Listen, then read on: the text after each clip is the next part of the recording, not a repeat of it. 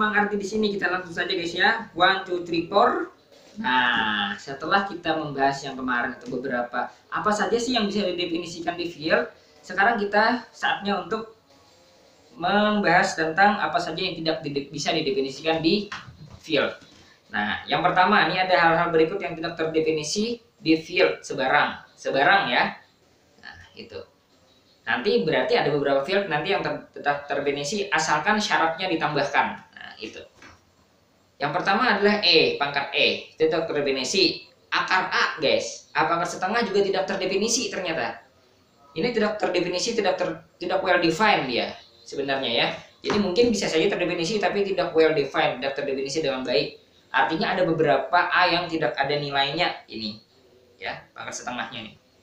Kemudian alog B, nah juga tidak terdefinisi. Dan ini sigma tak hingga sampai tak hingga. Kenapa? Karena tidak ada limit. Ya, tidak ada limit di field. Kita tidak bisa bicara limit di sana karena tidak ada bilangan mutlak. Ya. Kemudian AM dengan M irasional juga tidak terdefinisi, guys. Nah, itu ya. Jadi inilah kekurangan field dibanding sistem bilangan real. Jadi masih lebih, walaupun lengkap, masih lebih lengkap sistem bilangan real.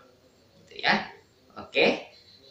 Nah, sekarang kita masuk ke homomorfisme ring. Nah, ini. Definisi 11.1 diberikan R ini ring ya, dan S ini juga ring. Suatu pemetaan FRS disebut homomorfisme ring apabila memenuhi dia homomorfisme terhadap grup dan dia homomorfisme terhadap perkaliannya juga. Nah, lebih jauh isomorfisme ring adalah homomorfisme ring yang bijektif. Ya, ini ring ya. Ring. Nih. Ring ya, yang bijektif.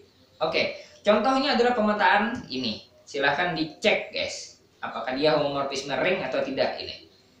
Ini dari bilangan bulat, ini bilangan bulat ya, ke matriks yang entry pertamanya bilangan bulat. Nah, tapi ini dipetakan ke sini, ke seluruh matriks 2x2 ya. Tapi entry-nya bilangan bulat semua.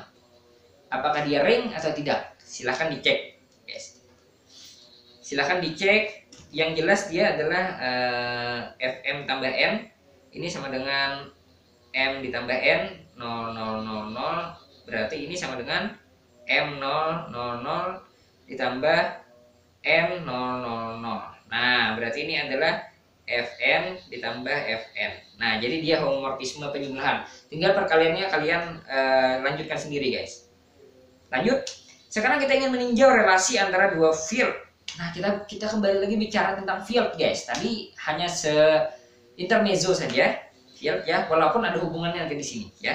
Kita cek ini yang dihubungkan dengan ring isomorfisme.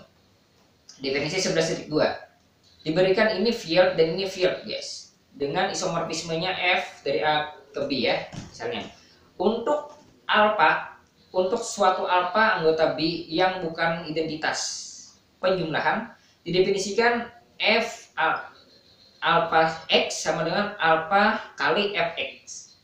Perhatikan hal berikut. Nah, ya.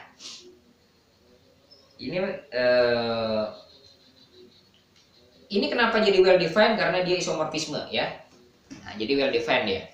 Nah, sekarang kita lihat ini ya, kalau F alpha X segitiga Y ini sama dengan alpha star F segitiga Y. Dan ini karena dia isomorfisme, jadi F-nya bisa masuk ke sini. Dan karena dia field, maka dia distributif, jadi seperti ini ya. Dan dia sama dengan ini. Jadi dia berarti homomorfisme grup ya. Dia homomorfisme grup, tapi dia gagal, guys, terhadap homomorfisme ring. Karena Fx kali Y tidak sama dengan Fx dikali Fy. Ini ya. Nah, star ini ya. Jadi nggak sama dengan ini, star F alpha Y. Nah, apakah F alpha bijektif? Perhatikan hal berikut. Mari kita perhatikan, guys. Kita inginkan, yang targetkan adalah ada ini sehingga ini kan. Ada G sehingga dia bisa berperan sebagai inverse dari F. Nah, sekarang bisa ada nggak? Atau ada apa tidak? Nah, untuk mengatakan dia ada, kita harus buktikan dia injektif dan surjektif. Perhatikan ini, jika X tidak sama dengan Y, maka Fx tidak sama dengan Fy. Kenapa? Karena F-nya isomorfisme. Akibatnya, karena Fx sama dengan alpha dikali Fx tidak sama dengan alpha dikali Fy, ya, maka ya dia akan selasi karena dia integral domain dan tidak punya zero divisor, ya. Nah, dan dia sama dengan F alpha Y. Jadi tidak sama dengan F alpha Y. Jadi dia injektif. Dan untuk setiap Y anggota G sebarang, Y itu bisa ditulis jadi seperti ini dan bisa ditulis jadi seperti ini, sama dengan ini. Dan artinya ini adalah peta, ya, dari F alpha. Artinya dia surjektif. Nah, jadi F alpha bijektif.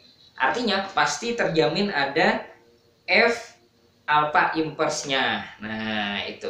Sekarang kita tinggal cari F inverse alpha-nya itu seperti apa gitu ya. Nah, sekarang kita tinjau hal berikut ya. Kita cari ya, F inverse-nya itu rumusnya seperti apa. Kita tinjau seperti ini, F ini dengan F alpha inverse-nya kali Y sama dengan alpha F inverse A ini berdasarkan rumus, ya. Dan dia sama dengan Y berdasarkan definisi inverse. Sehingga F inverse Y dengan menyeberangkan ini ya ke sini, kita mendapatkan ini alpha inverse Y, ya, Al inverse kali Y. Dan ini tidak selain sama dengan Fx untuk suatu Y sama dengan Fx.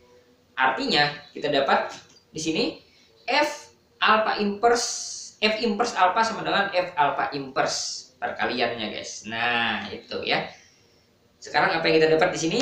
Diberikan F ini, F isomorfisme ini, nah akhirnya dia adalah isomorfisme untuk setiap ini ya.